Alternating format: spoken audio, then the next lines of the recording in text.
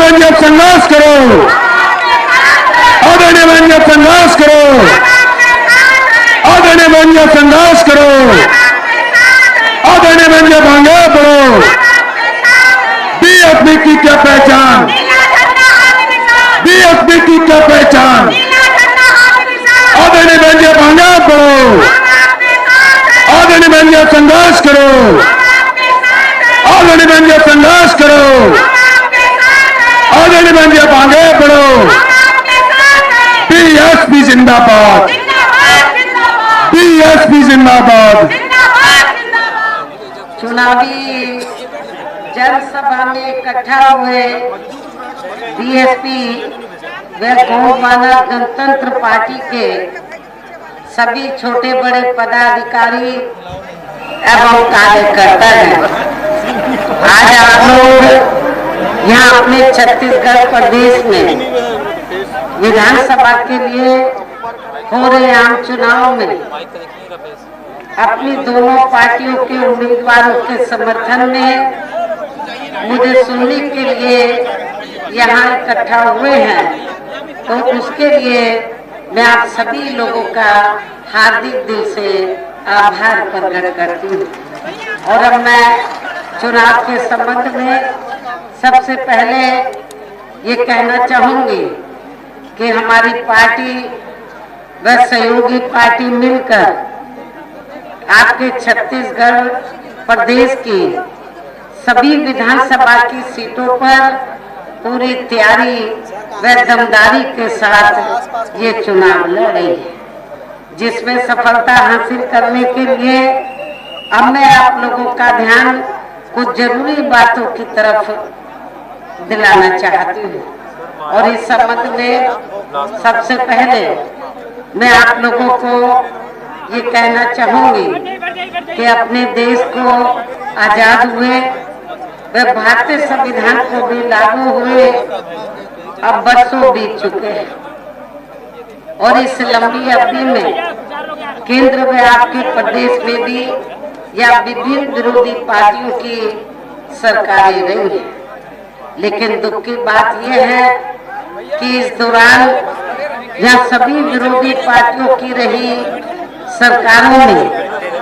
वे आपके प्रदेश सहित पूरे देश में भी सर्व समाज में से विशेषकर दलितों, आदिवासियों, पिछड़े वर्गों, मुस्लिम व अन्य धार्मिक अल्पसंख्यकों के साथ साथ गरीबों, मजदूरों, किसानों, छोटे व्यापारियों एवं अन्य मेहनतकश लोगों का भी पूरे ठीक ढंग से विकास व उत्थान आदि नहीं हो सका है, जिनकी सरकारों की नीतियों व कार्यशैली को अब इन्हें और ज्यादा आजमाने की जरूरत नहीं है। और इस मामले में मैं खासकर यहाँ दलितों, आदिवासियों, क्योंकि आदिवासी पॉपुलेशन आपके छत्तीसगढ़ स्टेट में काफी है, दलितों के साथ साथ आदिवासी, दलितों से ज्यादा आदिवासी समाज आपके स्टेट में रहता है। तो मैं आदिवासी समाज के लोगों को जो लंबे अरसे से, तो दलित भी पहले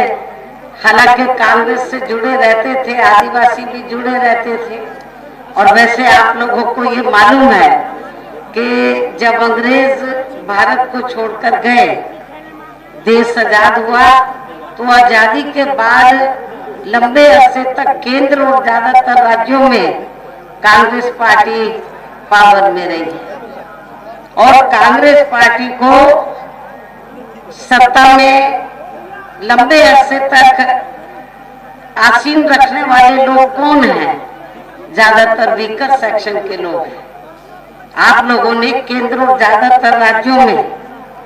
तो कांग्रेस को सत्ता में रखा। जब अंग्रेजों के जाने के बाद कांग्रेस पावर में आई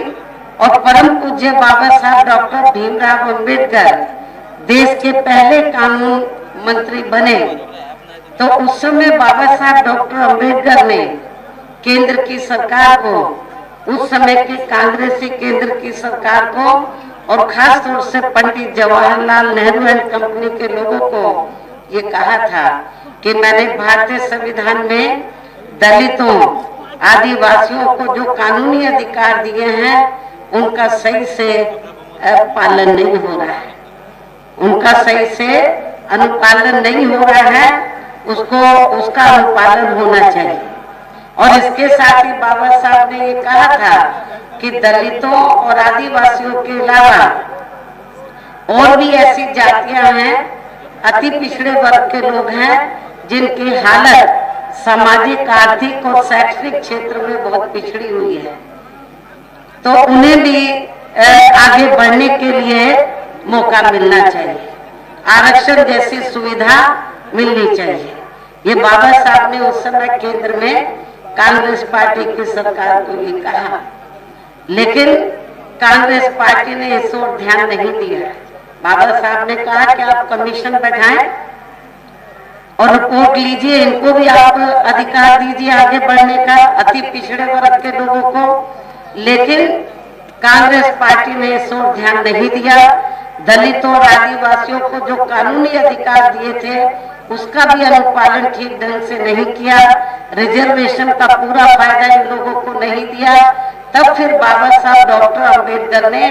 दुखी होकर इन वर्गों के हितों में, खासकर दलितों, आदिवासियों व अन्य पिछड़े वर्गों के लोगों के हितों में, फिर परम पूज्य बाबा साहब डॉक्टर अंबेडकर ने अपने कानूनी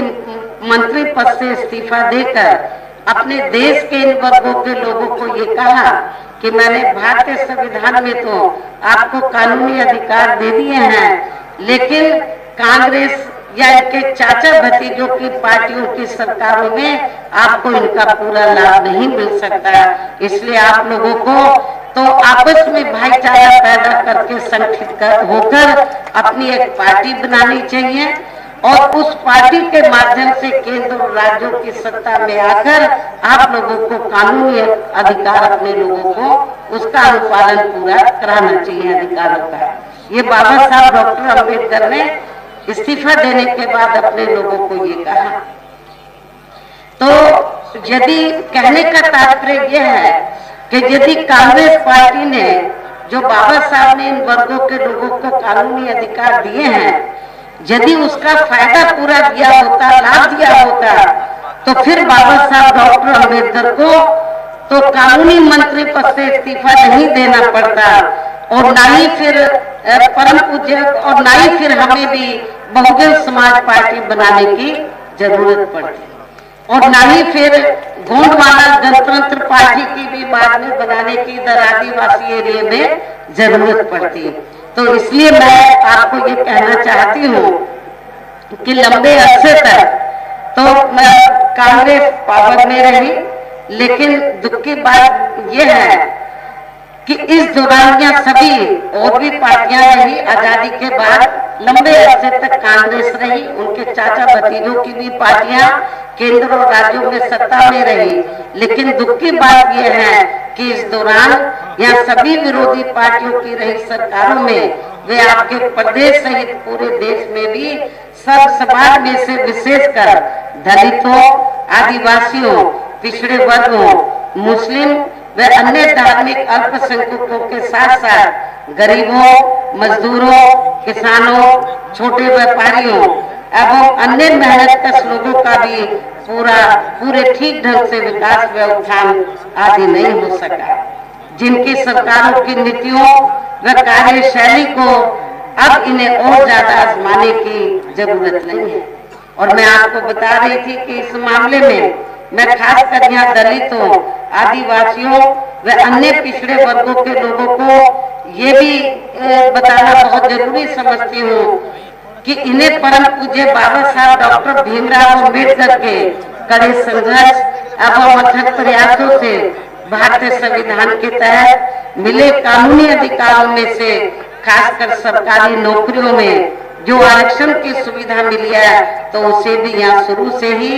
इन वर्गों के प्रति हीन व जातिवादी मानसिकता रखने वाली सभी विरोधी पार्टियों की रही सरकारें प्रभावहीन बनाने में तथा इसे अब धीरे धीरे खत्म करने की भी पूरी कोशिश में लगी हुई है। यही मुख्य वजह है कि देश में आजादी के बाद व शुरू में केंद्र में अधिकांश राज्यों में भी काफी लंबे समय तक सत्ता में आसीन रही कांग्रेस पार्टी ने और अब पिछले कुछ वर्षों से केंद्र व काफी राज्यों में भी बीजेपी व अन्य विरोधी पार्टियों की भी रही सरकारों ने इनका यह आरक्षण का कोटा अभी तक भी पूरा नहीं किया है। पदोन्नति में आरक्षण को तो इन्होंने मान्य कोर्ट की आड़ में काफी हद तक खत्म ही कर दिया है और इस मामले में लगभग यही खराब स्थिति हमें यहाँ के छत्तीसगढ़ स्टेट में भी देखने के लिए मिल रही है। इसके साथ ही अब इन वर्गों के लोगों को प्राइवेट सेक्टर में आरक्षण दिए जाने की व्यवस्था किए बिना ही केंद्र व राज्यों में भी ज्यादातर सरकारी कार्य या प्राइवेट सेक्टर के जरिए देश के अधिकांश बड़े बड़े पूंजीपतियों व धन्ना सेठों को ही दिए जा रहे हैं, जिसके कारण अब पूरे देश में इन वर्गों के लोगों को आरक्षण का बहुत कम ही लाभ मिल पा रहा है और इससे अब पूरे देश में दलितों व आदिवासियों के साथ साथ अन्य पिछड़े वर्गों को भी काफी ज्यादा नुकसान हो रहा है। जबकि अन्य पिछड़े वर्गों के लोगों को ये मालूम होना चाहिए कि इन्हें मंडल कमीशन की रिपोर्ट के तहत आरक्षण की ये सुविधा केंद्र में कांग्रेस पार्टी की रही सरकार में नहीं मिली है। तो जो लोग आज जाति जनगणना की बात कर रहे हैं उनको भी मैं बताना चाहती हूँ, कांग्रेस पार्टी के लोग जो जाति जनगणना की बात कर रहे हैं उनको भी मैं ये बताना चाहती हूँ, इन्हें मंडल कमीशन की रिपोर्ट के तहत आरक्षण की ये सुविधा केंद्र में कांग्रेस पार्टी की रही सरकार में नहीं मिली है, बल्कि बीएसपी के कड़े संघर्ष एवं अथक प्रयासों से केंद्र में रही श्री बीपी सिंह की सरकार में ही इन्हें ये सुविधा मिली है, जिसका अब यहाँ जातिवादी विरोधी पार्टियों की सरकारें इन्हें पूरा लाभ नहीं दे पा रही हैं। ये बड़े दुख की बात है। इसके साथ ही श्री बीपी सिंह की सरकार में इन वर्गों के मसीहा परम पूज्य बाबा साहब डॉक्टर भीमराव अम्बेडकर को भी या भारत रत्न की उपाधि से सम्मानित किया गया है, जिसके लिए वो हर प्रकार से पात्र भी थे, जो बहुत पहले ही इनको ये सम्मान मिल जाना चाहिए था, जिसके लिए विशेषकर कांग्रेस पार्टी प्रमुख तौर से जिम्मेवार व कसूरवार भी है। इससे इन वर्गों के प्रति इस पार्टी की हीन व जातिवादी मानसिकता साफ झलकती है, जिसने अर्थात कांग्रेस पार्टी ने इनके कारवां को आगे बढ़ाने वाले व हर मामले में समर्पित व्यक्तित्व मान्यवर श्री कांशीराम जी के देहांत होने पर केंद्र में उस समय रही कांग्रेसी सरकार ने एक दिन का भी इनके सम्मान में राष्ट्रीय शोक घोषित नहीं किया था। इन वर्गों के मामले में यहाँ मैं ये भी कहना चाहूंगी, केंद्र द्वारा देश की लोकसभा व राज्य विधानसभाओं में अभी हाल में ही महिलाओं को जो 33% आरक्षण देने की व्यवस्था की गई है, तो उसमें SC, ST व OBC वर्गों की महिलाओं को अलग से कुछ भी आरक्षण नहीं दिया गया है। अर्थात इस मामले में इन वर्गों की महिलाओं की पूरी उपेक्षा की गई है। इसके साथ ही यहाँ मैं ये भी कहना चाहूंगी कि इन वर्गों के लोगों को जुर्म जाति से निजात दिलाने के लिए जो भी नियम व कानून आदि बने हैं, तो उन पर भी केंद्र व अधिकांश राज्यों की भी सरकारें सही से अमल नहीं कर पा रही हैं, जिससे अब यहाँ खासकर दलितों व आदिवासियों के ऊपर शोषण करने वाले लोगों का मनोबल और भी ज्यादा बढ़ा है। और ये सब हमें यहाँ आपके छत्तीसगढ़ प्रदेश में भी काफी कुछ देखने के लिए मिल रहा है। और खासकर यहाँ बेकसूर आदिवासियों को तो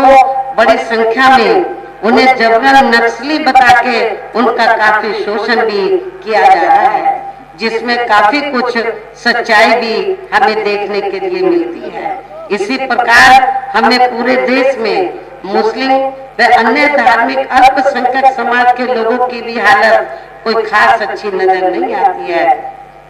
जिसका काफी कुछ खुलासा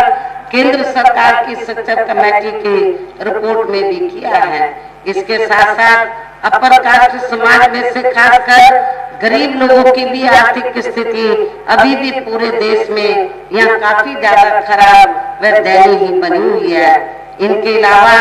आपके प्रदेश सहित पूरे देश में सर्व समाज में से विशेषकर यहाँ गरीब, मजदूर, किसान, कर्मचारी, छोटे व्यापारी एवं अन्य मेहनतकश लोग भी अपनी विभिन्न समस्याओं को लेकर अभी भी हमें काफी ज्यादा दुखी ही नजर आते हैं। और इनमें से किसान वर्ग तो केंद्र की वर्तमान भाजपा सरकार द्वारा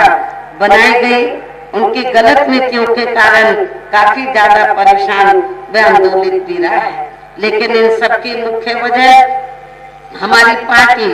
केंद्र में आपके छत्तीसगढ़ प्रदेश में भी यहाँ अब तक की रही सभी विरोधी पार्टियों की सरकारों की जातिवादी, पूंजीवादी व संकीर्ण मानसिकता के तहत बनाई गई उनकी गलत नीतियों एवं गलत कार्य प्रणाली को ही काफी हद तक जिम्मेवार मानकर चलती है। और इस मामले में खासकर इनकी गलत आर्थिक नीतियों की वजह से ही आए दिन यहाँ पूरे देश में गरीबी, बेरोजगारी व महंगाई आदि भी काफी ज्यादा बढ़ रही है। जबकि इस मामले में शुरू से ही हमारी पार्टी केंद्र व राज्यों की सरकारों से भी हर स्तर पर ऐसी नीति अपनाने की लगातार ये मांग करती आ रही है कि देश में कुछ गिने चुने पूंजीपतियों व धन्ना सेठों का विकास होने की बजाय बल्कि यहाँ गरीब व आम लोगों का ही विकास होना चाहिए। तभी फिर सही मायने में यहाँ की आम जनता अपनी गरीबी, बेरोजगारी, महंगाई व अन्य और भी समस्याओं से काफी हद तक निजात पा सकती है। इसके साथ साथ अब अपने देश में भ्रष्टाचार भी हर स्तर पर काफी ज्यादा बढ़ रहा है, जिससे आपका खुद का अपना छत्तीसगढ़ प्रदेश भी अछूता नहीं रहा है। किंतु इन सबका मुख्य कारण हमारी पार्टी आजादी के बाद से लेकर अभी तक केंद्र में देश के अधिकांश राज्यों में तथा आपके खुद के अपने छत्तीसगढ़ प्रदेश में भी ज्यादातर सत्ता यहाँ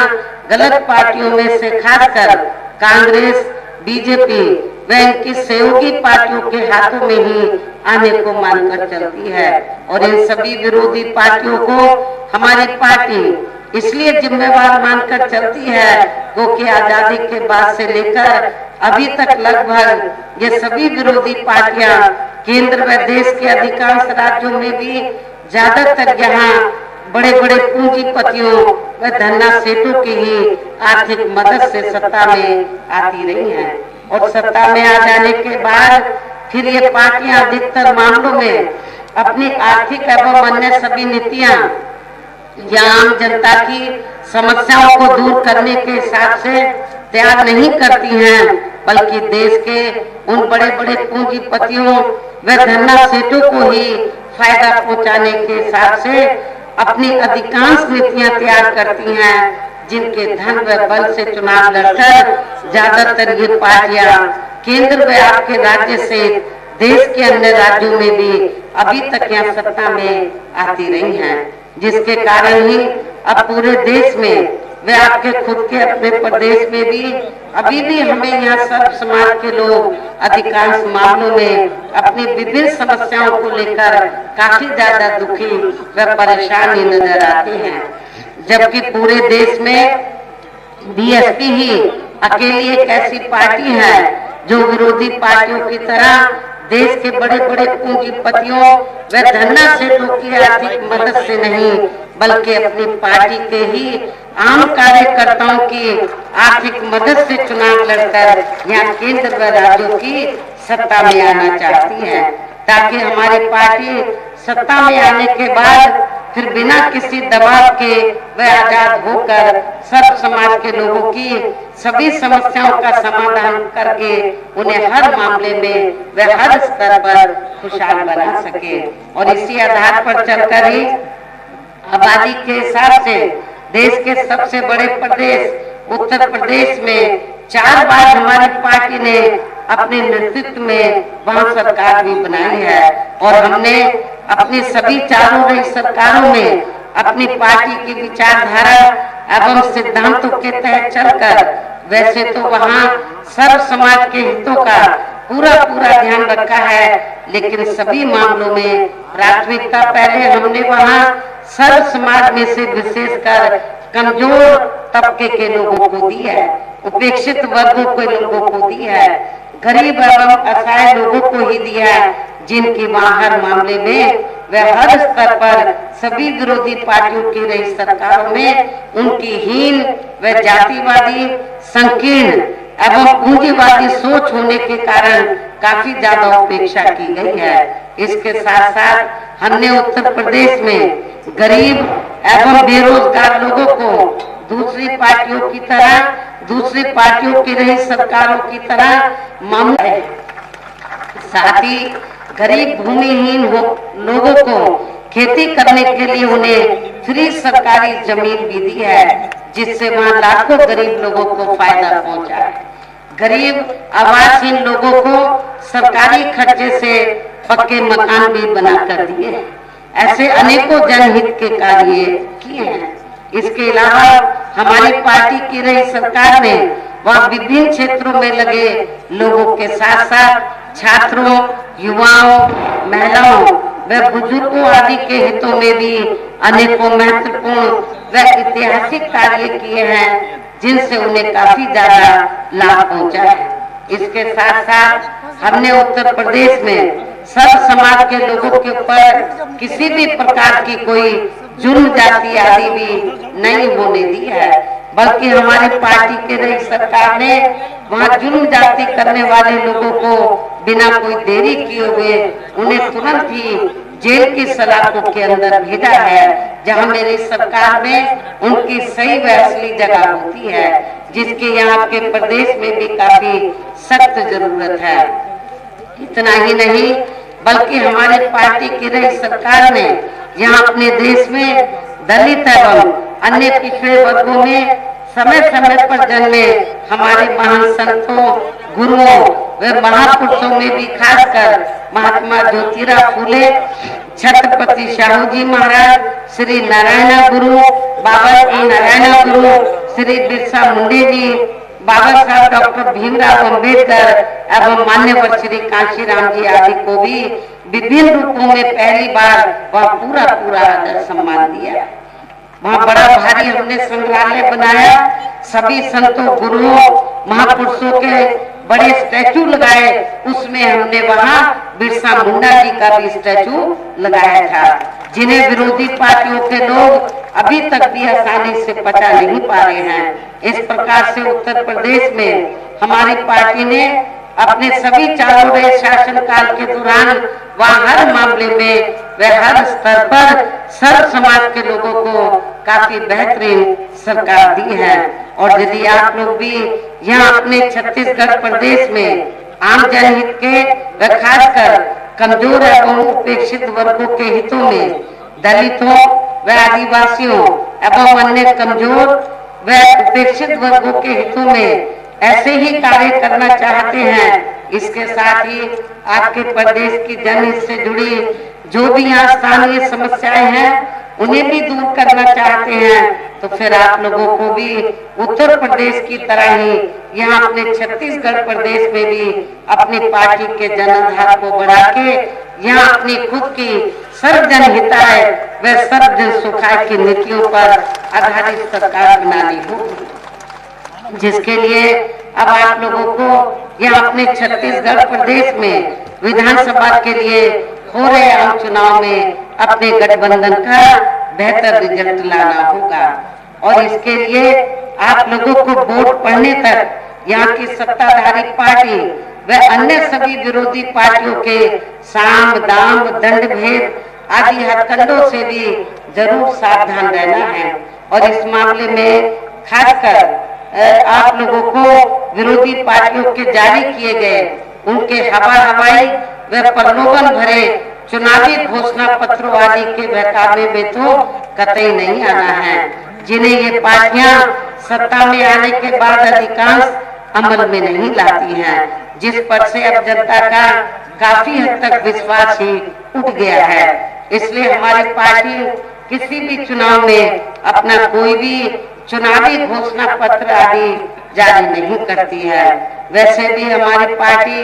कहने में बहुत कम बल्कि कार्य करके दिखाने में ही ज्यादा विश्वास रखती है। अर्थात जो कहती है तो उसे करके भी दिखाती है, और ये सब हमने उत्तर प्रदेश में करके भी दिखाया है। इन्हीं जरूरी बातों के साथ ही अब मेरा यही कहना है कि आप लोगों को अपने खुद के व अपने छत्तीसगढ़ प्रदेश के भी हित में यह अपनी पार्टी बीएसपी व हमारी सहयोगी पार्टी गौंडवाना गणतंत्र पार्टी की ही मिलकर सरकार बनाना बहुत जरूरी है। तभी फिर यहाँ के प्रदेश में परम पूज्य बाबा लोगों को प्रेरित किया काफी, और इतना ही नहीं, लोगों को तैयार करने के लिए, लोगों में राजनीतिक चेतना पैदा करने के लिए उन्होंने आपके छत्तीसगढ़ उस समय स्टेट नहीं था, मध्य प्रदेश का हिस्सा होता था, तो उन्होंने जांजगीर से लोकसभा का ये जनरल सीट थी, लोकसभा का आम चुनाव भी लड़ा था। चुनाव लड़ने का मकसद ये था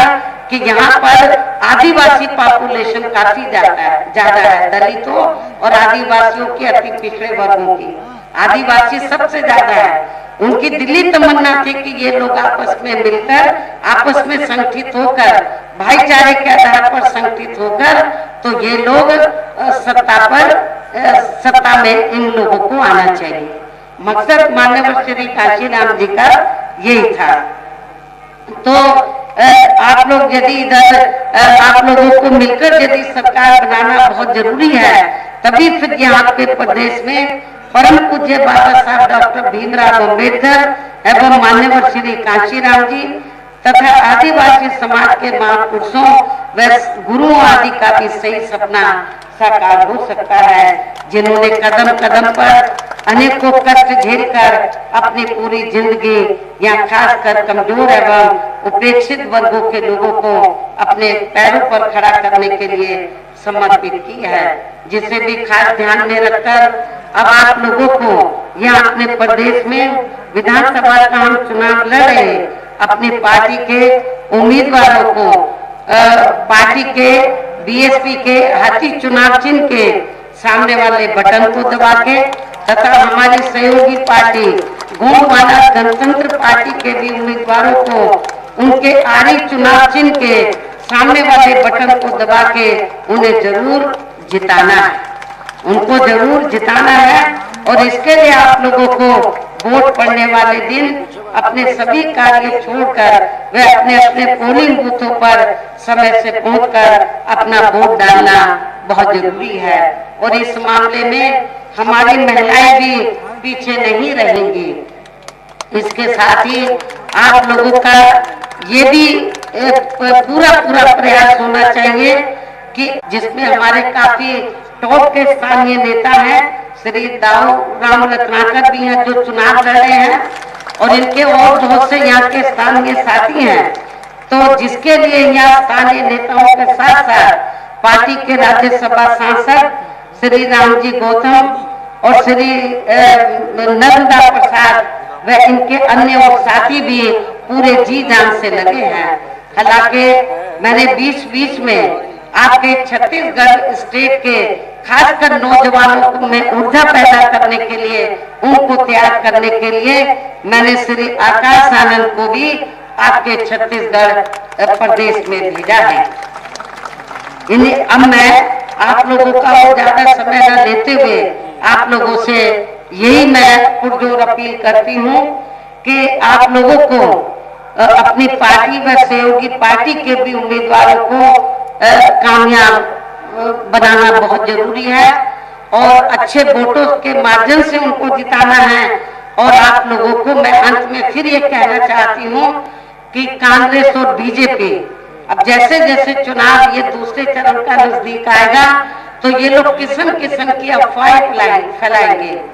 और किस्म किस्म के आश्वासन देंगे। आप लोगों को उनके बहकावे में नहीं आना है।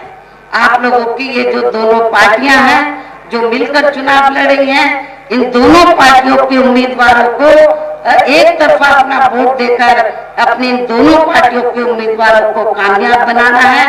छत्तीसगढ़ की असेंबली में जरूर जिताकर भेजना है और मैं उम्मीद करूंगी कि आप लोग अपनी सरकार बनाएं। यदि सरकार नहीं भी बना पाते, कम से कम बैलेंस ऑफ पावर तो आप लोग जरूर बन जाए। तो इस उम्मीद के साथ ही अब मैं अपनी बात यही समाप्त करती हूँ। जय भीम, जय भारत। अब करो विजय की तैयारी, निश्चित है जीत हमारी। अब करो विजय की तैयारी, निश्चित है जीत हमारी। इस खबर को देखने के बाद क्या है आपकी राय, नीचे दिए गए कमेंट बॉक्स में दीजिए अपनी राय। ऐसी तमाम बड़ी खबरों को देखने के लिए जुड़े रहिए हमारे साथ। खबर अच्छी लगे तो लाइक कीजिए और शेयर कीजिए, और हाँ, चैनल को सब्सक्राइब कर घंटे वाली बटन को दबाना ना भूलिए। फिर आते हैं आपके बीच कुछ खास खबरों के साथ। तब तक के लिए नमस्कार, जय भीम।